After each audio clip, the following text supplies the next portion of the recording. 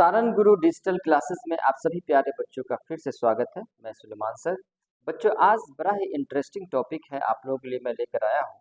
वह है बच्चों जनन, या उसी को हम लोग बोलते हैं प्रजनन। ठीक है, तो बच्चों जिस उम्र में अभी आप लोग हैं, डेफिनेटली बच्चों इस उम्र के बच्चों को इसके बारे में, खासकर जनन के बारे में जानने की काफ़ी इच्छुक, काफ़ी बच्चों उनके अंदर एक्साइटमेंट होती है। ये होना भी चाहिए बच्चों। एक्चुअल में ड्यू टू हार्मोन्स, आपके बॉडी के अंदर बॉयज हो या गर्ल्स हो, उसके आप लोगों के बॉडी के अंदर कुछ ऐसे हार्मोन्स का सिक्रेशन होना शुरू हो जाता है इस उम्र में, जिसके कारण बच्चों ये सारे जो टॉपिक्स है बच्चों, जो प्रजनन है, इसके बारे में जो भी रिप्रोडक्टिव जो पार्ट्स वगैरह हैं, या इससे रिलेटेड जितने भी सारे सारे पार्ट्स के जो फंक्शंस वगैरह है, वो सब के बारे में बच्चों जानना, बच्चों के अंदर एक्साइटमेंट आना, ये लाजमी है। ठीक है, ये नेचुरल चीज़ है बच्चों। ठीक है, तो चलिए, है क्या ये प्रजनन बच्चों? क्या कभी आप लोगों ने इसके बारे में सोचा है क्या कि इस दुनिया में जितने भी तरह के लिविंग ऑर्गेनिज्म हैं, वो सारे लिविंग ऑर्गेनिज्म इस पृथ्वी पर कंटिन्यूअसली बच्चों कैसे बने हुए हैं? ड्यू टू दिस प्रोसेस बच्चों, यही वो प्रोसेस है, यही वो जनन प्रक्रिया है जिसके द्वारा इस पृथ्वी पर सभी जीव अपने जैसे नए संतति को जन्म देते हैं, और उसके बाद बच्चों उसको निरंतरता, उसकी जो कंटिन्यूअस जो बनाए रखते हैं बच्चों, वो इसी प्रोसेस की वजह से। मैं अगर सवाल करूं आपसे कि अगर इस पृथ्वी पर बच्चों कुछ ऐसा प्रजाति, कुछ ऐसा स्पेसीज कोई हो जो रिप्रोडक्शन को न करे, अगर रिप्रोडक्शन करना बंद कर दे, आज जो भी डेट है बच्चों, आज मान लीजिए आज कितना हो गया, आज 28 तारीख है, 28/7/2025। अगर आज ह्यूमन बींग्स अगर रिप्रोडक्शन करना आज से बंद कर दे, तो पता है क्या होगा? आने वाले बच्चों कुछ साल के बाद, कुछ समय के बाद, इंसान का, ह्यूमंस का अस्तित्व इस पृथ्वी से खत्म हो जाएगा। आप यूं समझ लो बच्चों, इस दुनिया में कोई भी लिविंग ऑर्गेनिज्म हो, अगर वह लिविंग ऑर्गेनिज्म रिप्रोडक्शन करना, प्रजनन करना अगर बंद कर दे, अगर स्टॉप कर दे, तो definitely after some time that species extinct from this earth, विलुप्त हो जाएगा बच्चों, वो खत्म हो जाएगा इस पृथ्वी पर से। इसीलिए यह बच्चों जो जो क्रिया है, यह जो प्रक्रम है, जनन की प्रक्रम बच्चों, ये बहुत ही जरूरी होता है। ठीक है, चाहे वो पौधा हो, चाहे वो जंतु हो, जानवर हो, या बच्चों वो यूनिसेलुलर हो, मल्टी सेलुलर हो, कोई माइक्रो ऑर्गेनिज्म हो बच्चों, ठीक है, वो सारे के सारे बच्चों प्रजनन करते हैं। हाँ, वो एक चीज है कि अब एक सवाल आता है बच्चों कि क्या सभी जीव, जो जितने भी सारे इस पृथ्वी पर जो जीव हैं, चाहे वो यूनिसेलुलर हो, मल्टी सेलुलर, प्लांट्स, एनिमल्स, कुछ भी हो, पानी के अंदर हो, कहीं के रहने वाले हो बच्चों, क्या सभी एक ही तरीके से प्रजनन करते हैं? तो आप लोग कहेंगे नहीं सर, कि हम लोग पहले भी पढ़ चुके हैं इसके बारे में। नहीं, अलग अलग तरीके से करते हैं। तो बच्चों क्या है, उसमें हम लोग बात करेंगे कि दो तरीके से बच्चों प्रजनन करने का जो प्रक्रिया होता है, वो होता है एक एसेक्सुअल रिप्रोडक्शन, जिसको अलैंगिक जनन बोलते हैं, दूसरा होता है लैंगिक जनन, जिसको बोलते हैं हम लोग सेक्सुअल रिप्रोडक्शन। अच्छा, इसमें ही बच्चों हम लोग बात करेंगे कि मान लीजिए अलैंगिक जनन अगर है, एसेक्सुअल रिप्रोडक्शन, तो उसमें भी अलग अलग लिविंग ऑर्गेनिज्म है, वो अलग अलग तरीका से बच्चों प्रजनन करते हैं।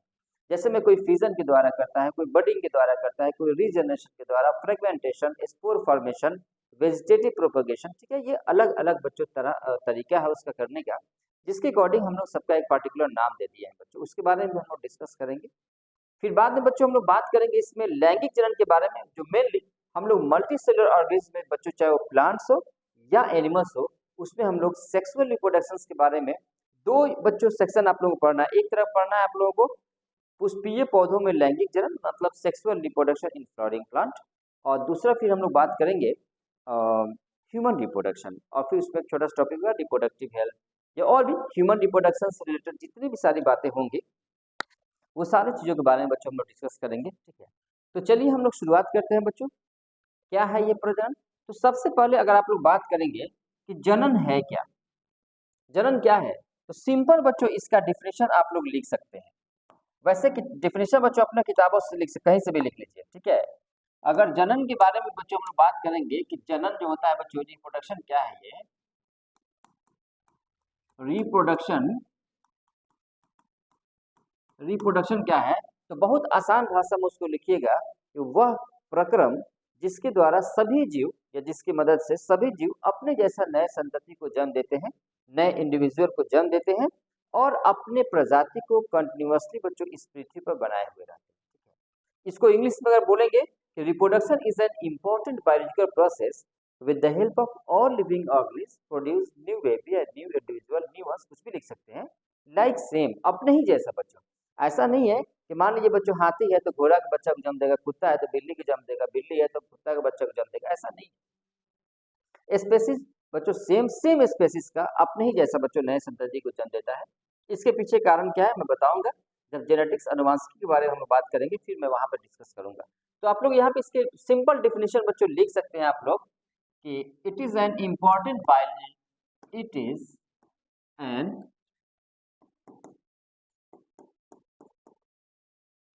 Important biological process by which, इसका हिंदी में बच्चों लिखेंगे, टेंशन लेने की जरूरत नहीं है। Important biological process by which all living organism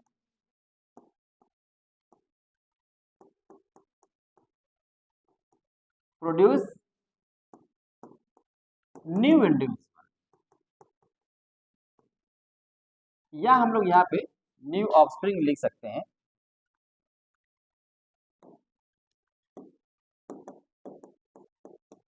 संतान, लाइक सेम, अपने ही जैसा।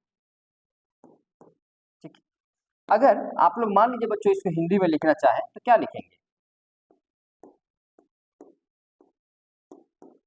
वह प्रक्रम जिससे सभी जीव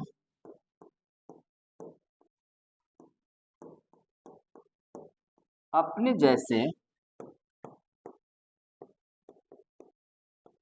संतति को जन्म देते हैं। सिंपल बच्चों, देखो बच्चों इसका डिफिनेशन अलग अलग तरीके से आप लोग अपने जो आसान भाषा में हो बच्चों, ठीक है, जो आप समझे हैं, आप अपने समझे हुए बातों को बच्चों आसान भाषा में इसको आप लोग लिख सकते हैं, ठीक है, क्योंकि अलग अलग तरीके से डिफिनेशन हम लोग लिख सकते हैं अपने लैंग्वेज में। तो ये हो गया बच्चों, ये तो हो गया बच्चों प्रजनन, जनन होता क्या है, रिप्रोडक्शन होता क्या है। दूसरी बात बच्चों हम लोग यहाँ बात करेंगे कि what is the purpose of reproduction, कि जो रिप्रोडक्शन का जो पर्पस बच्चों उसका मकसद क्या होता है। क्योंकि बच्चों याद होगा आप लोगों को, हम लोगों ने डिस्कस किया था कि सारे जो आपके बॉडी के अंदर, हम लोग बॉडी के अंदर जो भी प्रोसेस होता है बच्चों, सारे के सारे प्रोसेस के अंदर कुछ ना कुछ बच्चों उसका मकसद होता है। सारे प्रोसेस का कुछ ना कुछ मकसद होता है। तो बच्चों क्या मकसद होता है, आप लोगों ने देखा था न्यूट्रिशन में क्या मकसद है, आप लोगों ने देखा था कि सर फॉर ऑब्टेनिंग एनर्जी प्राप्त करने के लिए, दूसरे for growth and development of the body, हमारे बॉडी की ग्रोथ वृद्धि विकास के लिए, फिर हमारे बॉडी के डैमेज और रिपेयर टिश्यू, जो टिश्यू या सेल्स है उसको डैमेज को रिपेयर करने के लिए।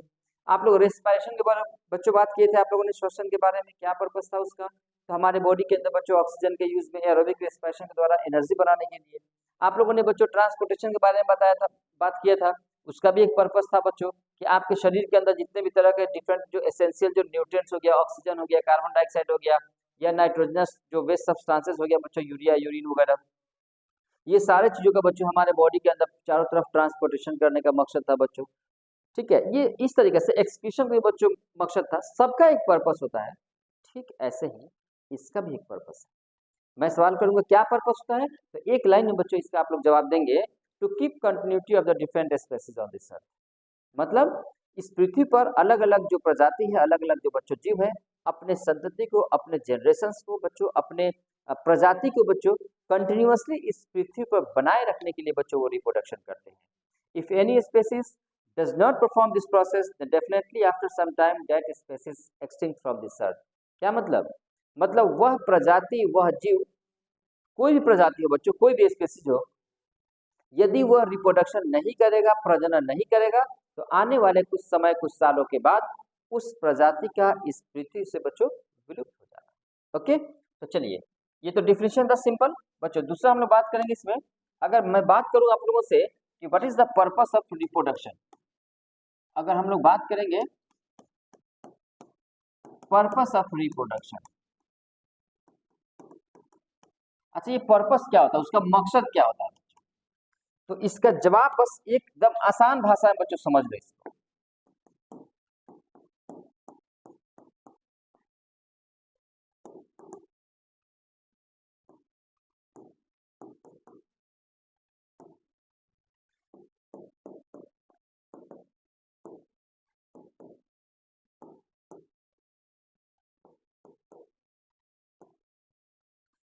To keep continuity of their species on this earth, मतलब कंटिन्यूअसली बनाए रखने के लिए बच्चों, बस आसान भाषा में कि कोई भी जीव अगर प्रजनन करेगा तभी बच्चों उसका अस्तित्व बना हुआ रहेगा। इसको हम लोग यहाँ पे एक बात लिख सकते हैं। तो किसी प्रजाति को निरंतरता बनाए रखने के लिए उसको जरूरी है। एक बात हम लोग यहाँ पे मैं बताना चाहूंगा आप लोगों को, नोट में एक बात याद रख लीजिए। क्या? If any species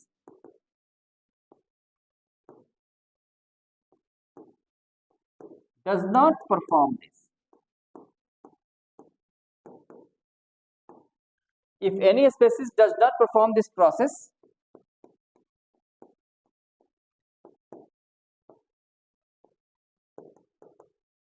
then after some time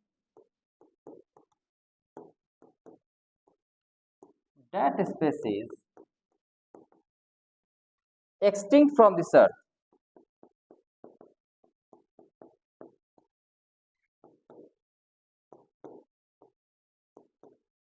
extinct from this, तो क्या समझे बच्चों? कहता है सिंपल, इसको हिंदी में बच्चों लिख सकते हैं, कहेगा if any species does not perform this process, मतलब कौन सा प्रोसेस? रिप्रोडक्शन, प्रजनन। अगर प्रजनन वो नहीं करेगा तो जाहिर सी बात है बच्चों क्या होगा, देन आफ्टर सम टाइम, कुछ समय के बाद दैट स्पीसीज, वो जो प्रजाति होगा, वो जो स्पीसीज होगा, एक्सटिंक्ट फ्रॉम दिस अर्थ, बच्चों इस पृथ्वी से वो विलुप्त हो जाएगा, खत्म हो जाएगा। ओके, तो पर्पस आप लोग समझ गए। अब फिर तीसरा सवाल आएगा बच्चों कि क्या सभी जीव एक ही तरीके से प्रजनन करते हैं? तो आप लोग बोलेंगे सर बिल्कुल नहीं, अलग अलग तरीके से करते हैं। तो चलिए उसको हम लोग बोलते हैं मोड ऑफ रिप्रोडक्शन, या बच्चों हम लोग बोलते हैं टाइप्स ऑफ रिप्रोडक्शन। चलिए उसके बारे में हम लोग डिस्कस कर लें, इसका स्क्रीनशॉट ले सकते हैं आप लोग। ओके, तो चलिए अब हम लोग नेक्स्ट पेज पे आते हैं। अब हम लोग बात करेंगे टाइप्स ऑफ रिप्रोडक्शन। टाइप्स या हम लोग लिख सकते हैं मोड्स ऑफ रिप्रोडक्शन। अच्छा बच्चों, इस क्या मतलब, सिंपल प्रजनन का जो प्रकार होता है, क्या होता है, इसको हिंदी में हम लोग बोल सकते हैं जनन का प्रकार। कौन कौन से प्रकार है भाई? तो चलिए डिस्कस करते हैं हम लोग इसके बारे में। सबसे पहले तो हम लोग बात करेंगे यहाँ पे लिखेंगे बच्चों, ये हो गया आपको रिप्रोडक्शन। यह जो रिप्रोडक्शन होगा, इसको थोड़ा सा हम लोग, ठीक है, रिप्रोडक्शन को हम लोग पता ही है, बार बार हिंदी में अब लिखना जरूरी कोई नहीं समझ रहे हैं, समझ ही गए आप लोग जनन। अब देखिए इसको हम लोग डिस्कस करेंगे दो तरीके से बच्चों। हम लोग, एक तो होता है, पता है आप लोगों को, एसेक्सुअल, जिसको हम लोग बोलते हैं अलैंगिक, और दूसरा जो होता है बच्चों वह होता है सेक्सुअल। अब इसके बारे में हम अगर बात करेंगे हिंदी में, इसका मतलब क्या होता है बच्चों? अलैंगिक जनन, और यह होता है बच्चों लैंगिक जनन। ठीक है, अलैंगिक जनन और लैंगिक जनन, ये हो गया। और भी बच्चों इसके टाइप्स हैं, जैसे में हम लोग बात करेंगे एसेक्सुअल रिप्रोडक्शन का भी अलग अलग टाइप्स होता है क्या? तो डेफिनेटली आप लोग कहेंगे यस सर बिल्कुल होता है। कौन कौन सा होता है? तो देखिए, तो एसेक्सुअल हम लोग बात करेंगे बच्चों, देखिए एक तो होता है बच्चों आप लोगों का फीजन, दूसरा होता है बच्चों बर्डिंग, इसके बाद एक होगा फ्रेगमेंटेशन। मैं वन बाय वन सबको बच्चों में एक्सप्लेन करूंगा विथ एग्जांपल, उदाहरण के साथ। फ्रेगमेंटेशन, कहीं कहीं पे फ्रेगमेंटेशन और रीजनरेशन को बच्चों एक साथ रखता है वो। इसके बाद आप लोग यहाँ पे ले लीजिए रीजनरेशन, इसके बाद होगा बच्चों स्पोर फॉर्मेशन, कहीं कहीं पे स्पोरुलेशन भी लिखता है, बीजाणु जन्म जिसको हम लोग बोलते हैं। फिर बच्चों होगा एक वेजिटेटिव प्रोपगेशन, वेजिटेटिव प्रोपगेशन, पौधों में खासकर बच्चों होगा, कहाँ होता है ये? पौधों में। कायिक प्रबंधन। तो बच्चों ये सब अलग अलग क्या हो गया, ये सब फिजन, उसको हम लोग विभाजन बोलते हैं या खंडन बोलते हैं, विखंडन, द्विविखंडन, बहुविखंडन के बारे में हम लोग डिस्कस करेंगे बाद में। पहले इसका बस सिर्फ टाइप्स बच्चों देख लीजिए।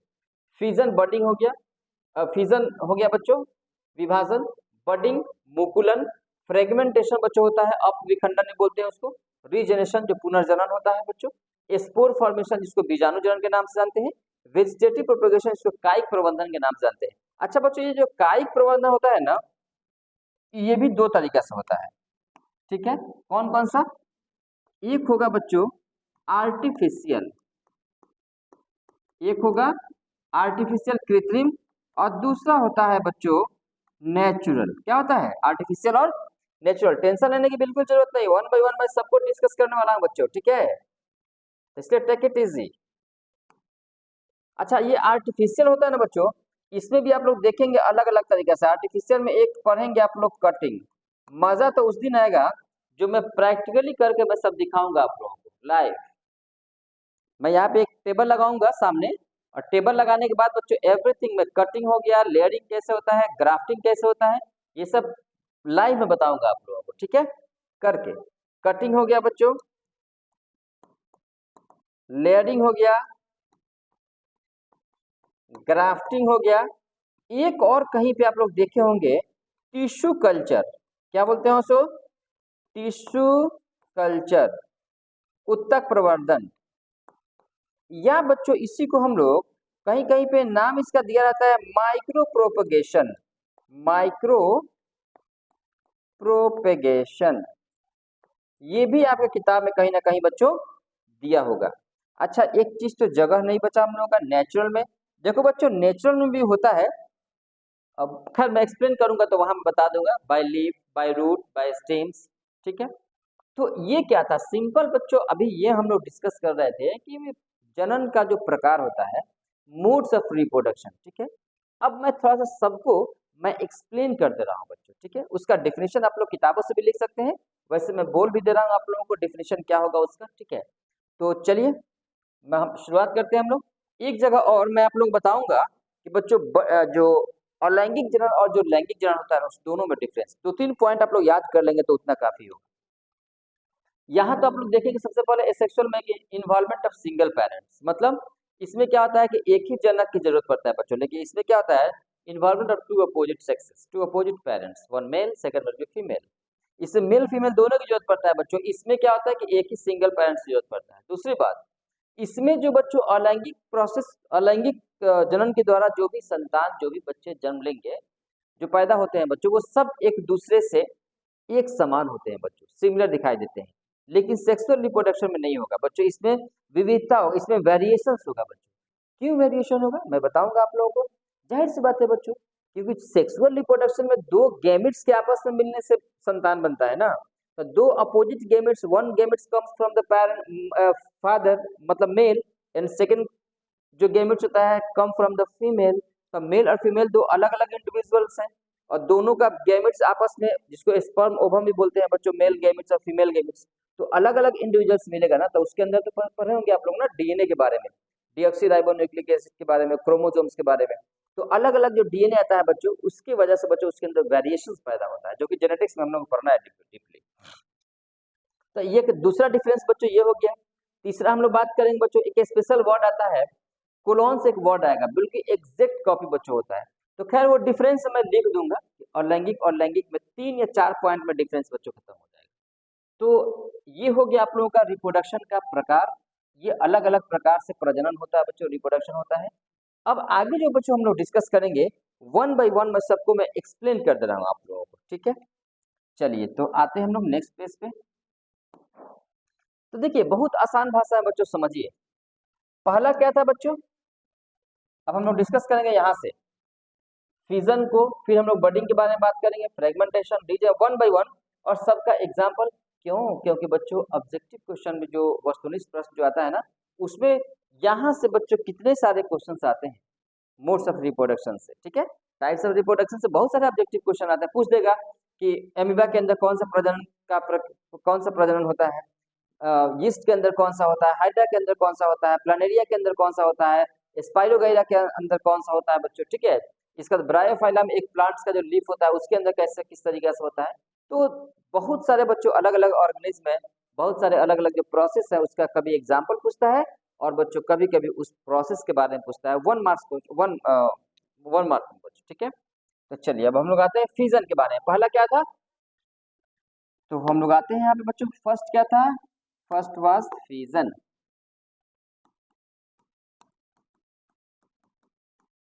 फ्यूजन इसी को हम लोग बोलते हैं विखंडन, या इसी को बच्चों हम लोग बोलते हैं एक और चीज,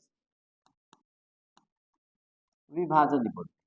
क्या है ये, देखिए फ्यूजन का मतलब क्या होता है, लुक एट है, मान लो ये पेन है, टूट गया, 2 में टूटा, 3 में टूटा, 4 में, जो भी है, लेकिन टूटने के बाद बच्चों क्या होता है कि वो जो टूटे हुए भाग से एक अलग ऑर्गेनिज्म बना लेना।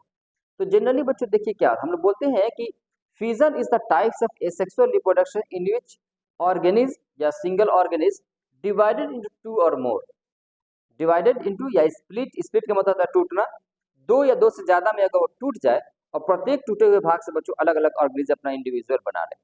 आप लोगों ने सुना होगा नाम एमीबा का, बैक्टीरिया का, पारामीशियम का, यूग्लिना का, ये सब क्या है, ये सारे के सारे बच्चों क्या होता है वो टूटते हैं, एक होते हैं, एक से बच्चों 2 में टूट जाते हैं।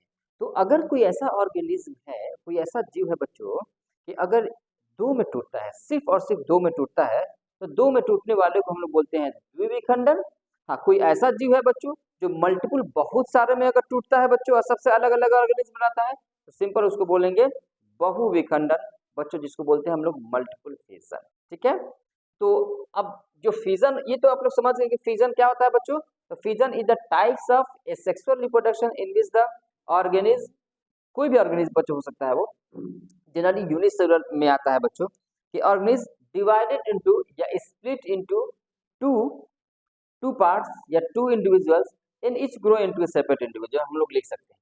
तो बच्चों इस, ये तो हो गया इसका डेफिनेशन, लेकिन अब सवाल यहाँ पे ये आता है कि यह जो बच्चों फ्यूजन होता है ना, यह फ्यूजन 2 तरीके से बच्चों होता है। हम लोग यहाँ पे लेंगे कि जो फ्यूजन होगा, यह फ्यूजन बच्चों 2 तरीके से होता है। एक होता है बाइनरी फ्यूजन, एक होता है बच्चों बाइनरी फ्यूजन, और दूसरा होता है मल्टीपल फ्यूजन। अब आप लोग कहेंगे सर ये क्या है बाइनरी फ्यूजन और मल्टीपल फ्यूजन, कुछ नहीं है, एक ऐसा जीव जो बच्चों सिर्फ 2 में टूटता है। ये देखिए, तो इस तरीके का फिगर आप लोग कभी देखे थे क्या बच्चों, ये क्या होता है बच्चों, ये इस तरह का थोड़ा सा इसका इलोंगेटेड लंबा होगा, इसके बाद बच्चों अगला एक स्टेप में वो इस तरीके से बच्चों बनेगा, वो ये एम्बा है। फाइनली बच्चों क्या होगा, 2 एम्बा बन के बच्चों तैयार। एक सिंगल था ना, थोड़ा सा लंबा हुआ, इसका न्यूक्लियस भी लंबा हुआ, इसके बाद बच्चों उसका न्यूक्लियस डिवाइड कर गया, न्यूक्लियस डिवाइड करने के बाद बच्चों अभी साइटोप्लाज्म डिवाइड नहीं किया है, इसके बाद क्या हुआ, फाइनली 2 में टूट गया बच्चों ने। ये बाइनरी फ्यूजन का एग्जांपल हो गया। मान लीजिए बच्चों कोई और भी हम लोग सेल्स या बैक्टीरिया हम लोग ले लेते हैं, इस तरीके का कोई न्यूक्लियस है, अगला स्टेप में बच्चों क्या होगा, थोड़ा सा ये लंबा होगा इस तरीके से, इसका न्यूक्लियस भी लंबा होगा। अगला स्टेप में क्या होगा बच्चों, थोड़ा सा वो इस तरीके से इम्बेडेड होगा, इस तरीके से धंसेगा, न्यूक्लियस इसका डिवाइड कर जाएगा, फाइनली 2 में बच्चों क्या होगा, 2 में अलग अलग में वो डिवाइड कर दिया। तो ये क्या हो गया बच्चों, this is the binary fusion, द्विविखंडन, ठीक है। हम लोग लिख सकते हैं कि किसी भी जीव में अगर वह यदि 2 ही इंडिविजुअल में बच्चों अगर वो टूट रहा है, और एक और बात बच्चों मैं यहाँ पे बता दूं, इसको पैतृक कोशिका बोलते हैं, उसको पुत्री कोशिका बोलते हैं, मतलब इसको हम लोग बोलते हैं पेरेंटल सेल। ये कौन सा सेल है बच्चों, पेरेंटल सेल, और ये हो गया बच्चों डॉटर सेल। तो ये आप लोग क्या लिखेंगे यहाँ पे, तो याद रखिएगा ये हो गया आपका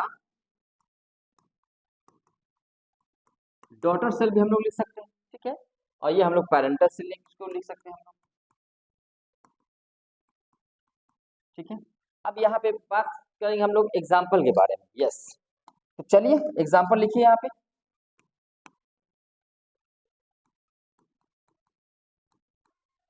एमीबा हो जाएगा, पारामीशियम हो जाएगा बच्चों, यूग्लिना हो जाएगा, ETC कीजिए, बैक्टीरिया भी हो जाएगा, बैक्टीरिया भी हो जाएगा बच्चों, ठीक है। तो ये हो गया आपको बाइनरी फिजन का एग्जाम्पल।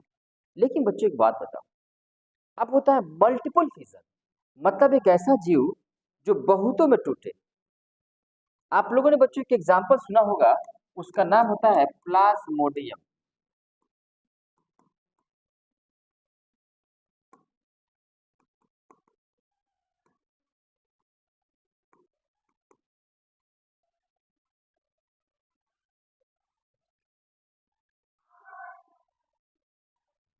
इसको मैं समझाऊंगा। याद रखना, बाइनरी जो मल्टीपल फिजन होता है ना बच्चों, वो एमीबा के अंदर भी होता है। अगर उसका सुटेबल इन्वायरमेंट नहीं होगा, अगर फेवरेबल इन्वायरमेंट होगा, तो वहां पे हम लोग ब्रैकेट में एक चीज मैं लिख देता हूँ ताकि बाद में आप लोगों को कंफ्यूजन ना हो। आप लोग कहेंगे सर आप दोनों में कैसे एग्जाम्पल ले लिया है इसका। तो देखो बच्चों यहाँ पे थोड़ा सा चलिए, यहाँ भी मैं लिया हूँ ना बच्चों एमीबा, तो आप लोग कहेंगे सर यहाँ भी मल्टीपल फिजन के अंदर भी एमीबा ले लिया है। तो बच्चों होगा, यहाँ पे लिख लीजिए किस कंडीशन में,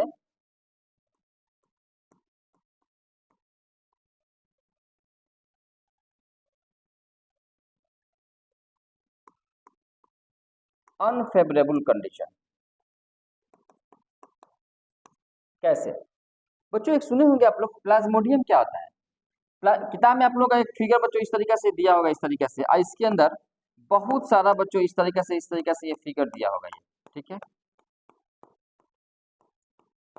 और ये हो सकता है कुछ बाहर भी निकलते हुए दिखाया। क्या होता है बच्चों, प्लाज्मोडियम एक मलेरियल पैरासाइट होता है। क्या होता है बच्चों, जो मलेरिया डिजीज होता है, ऊपर एक क्लास में आप लोग पढ़ेंगे। प्लाज्मोडियम भी अलग अलग तरीके का होता है बच्चों, प्लाज्मोडियम वाइवेक्स है, प्लाज्मोडियम ओवेल है, प्लाज्मोडियम फैल्सिपेरम है, ठीक है, अलग अलग तरीके से होता है।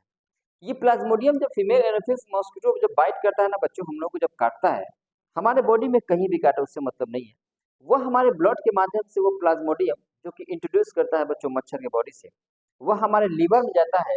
और लीवर में जाने के बाद बच्चों मल्टीपल फिजन करता है। अब क्या करेगा, मल्टीपल फिजन करने के बाद बहुत सारे बच्चों, एक प्लाज्मोडियम से बहुत सारे प्लाज्मोडियम हमारे लीवर में बनेंगे मल्टीपल फिजन के द्वारा। फिर वहां से बच्चों जाएंगे हमारे आरबीसी के अंदर, ब्लड के अंदर। फिर वो अलग प्रोसेस है बच्चों, फिर आरबीसी में जाने के बाद आरबीसी को डिस्टर्ब करेगा, उसका शेप बिगाड़ेगा उसका, ठीक है। आरबीसी की संख्या घटाएगा, फिर सिगरेटिंग होगा, कप कपी के साथ बुखार वगैरह आएगा। तो खैर वो आगे पढ़ना है हम लोगों को, छोड़िए, 10th में पढ़ना भी नहीं उतना डिटेल्स, ये 9th में पढ़ना था आप लोगों को, ठीक है। तो ये हो गया बच्चों मल्टीपल फिजन का। अब देखिए एमीबा जो बच्चों होता है ना, होगा क्या कि अगर कहीं पे मान लो बच्चों ये एम्बा हो गया इस तरीके से, अगर फेवरेबल कंडीशन होगा बच्चों, यहाँ पे याद रखना, फेवरेबल कंडीशन होगा तो बाइनरी फिजन करेगा अमीबा। अगर मान लीजिए अनफेवरेबल कंडीशन हो जाएगा, तो बच्चों इसके बाहर में एक लेयर बनाता है बच्चों, और वह जो लेयर होता है एक्चुअल में उसी को किताब में दिया हुआ इंसिस्टेशन सिस्ट उसको बोलते हैं हम लोग, बाहर एक लेयर बनाएगा अलग अलग। और इसके अंदर बच्चों क्या होगा कि मल्टीपल, इसमें एक एमीबा से बहुत सारे बच्चों एमीबा बनेगा। तो यहाँ पे सिंपल बच्चों याद रखिएगा कि amoeba is the example of both binary fission as well as the multiple fission, ठीक है। Under the favourable conditions the amoeba perform the binary fissions, and under the unfavorable conditions it can also reproduces by the multiple fissions, ठीक है। तो ये तो हो गया बच्चों सिंपल, इसका एग्जांपल के साथ हम लोग देख लिए फिजन के बारे में। अब हम लोग बात करेंगे फिजन के बाद बच्चों क्या होगा। तो जाहिर सी बात है फिजन के बाद क्या था, बर्डिंग था। फिजन के बाद क्या था, बर्डिंग। अच्छा बर्डिंग का मतलब तो आप लोग समझ ही रहे हैं बच्चों, बर्डिंग का मतलब क्या होता है, मुकुलन। बर्डिंग का मतलब क्या होता है बच्चों, मुकुलन। ये क्या है भाई, बर्डिंग। देखिए मान लो ये हो गया तुम्हारा, इस तरीके से बच्चों को यीस्ट हो गया, इसी में से एक छोटा सा बच्चों ऐसे बर्ड निकला, और यही बच्चों इंक्रीज करके बड़ा सा इस तरीके से बना, फिर छोटा सा बच्चों इस तरीके से निकला, फिर यही बच्चों ग्रो करके बड़ा सा यीस्ट बना दिया, फिर इसमें से बच्चों छोटा सा ऐसा बर्ड निकलेगा, यही बर्ड बच्चों ग्रो करके इतना बड़ा सा बच्चों यीस्ट बन जाएगा। तो अब यहाँ पे एक बात मैं बताना चाहूंगा आप लोगों को कि बच्चों बर्डिंग जो होता है ना, यह बर्डिंग दो तरीके से होता है, दो तरह का ऑर्गेनिज्म होता है, यूनिसेलुलर में भी होता है और मल्टी सेलुलर में भी होता है। चलिए यहाँ पे मैं बता ही दूं इसके बारे में, लुक एट हियर। यहाँ पे हम लोग देखेंगे,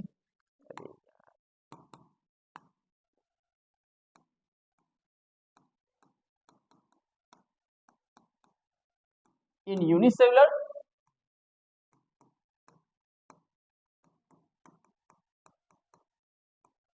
इन मल्टीसेलुलर, मतलब क्या समझे, बडिंग दोनों में होता है बच्चों। ये एग्जांपल मैं यूनिसेलुलर का लिया, ये किसका एग्जांपल है, यीस्ट जो होता है बच्चों, ये जो यीस्ट है क्या है, ये इसके क्या है, ये यीस्ट है। तो यीस्ट कैसा होता है बच्चों, तो याद रखना यीस्ट जो होता है वो यूनिसेलुलर होता है। कैसा होता है, तो यीस्ट जो होता है बच्चों वो यूनिसेलुलर होता है, यूनिसेलुलर।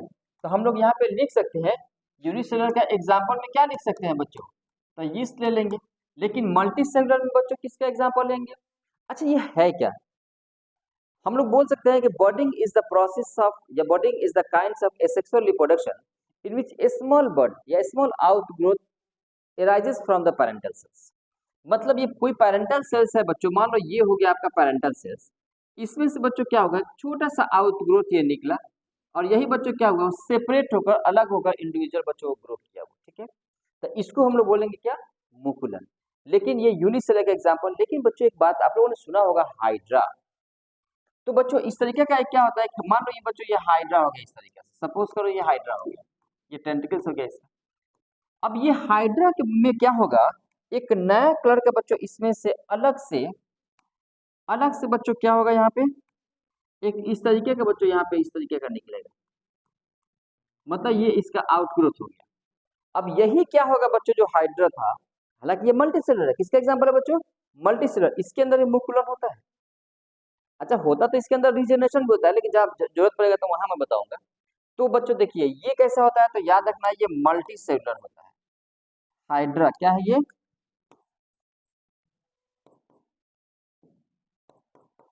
ये एग्जाम्पल है बच्चों हाइड्रा का, क्या होता है, तो याद रखना बच्चों ये मल्टी सेलुलर होता है।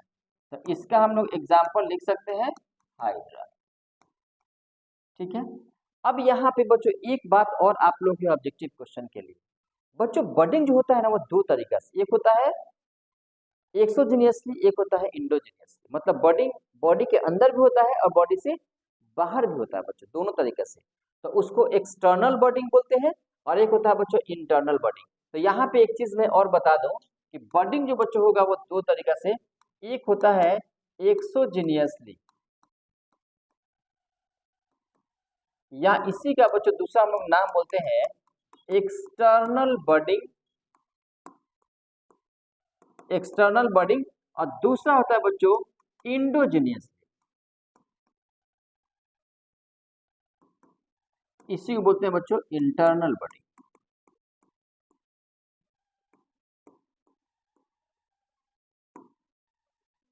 ठीक है। तो खैर जनरली यहाँ से ऑब्जेक्टिव क्वेश्चन उठाता है। तो आप लोग बडिंग समझ गए बच्चों कि बडिंग क्या होता है। बडिंग अलैंगिक जनन का एक ऐसा प्रक्रिया है बच्चों, जो पैरेंटल सेल से बच्चों क्या छोटा सा आउटग्रोथ निकलता है पैरेंटल बॉडी से, और वही बच्चों डेवलप करने के बाद एक अलग इंडिविजुअल में बच्चों विकसित हो जाता है, ठीक है।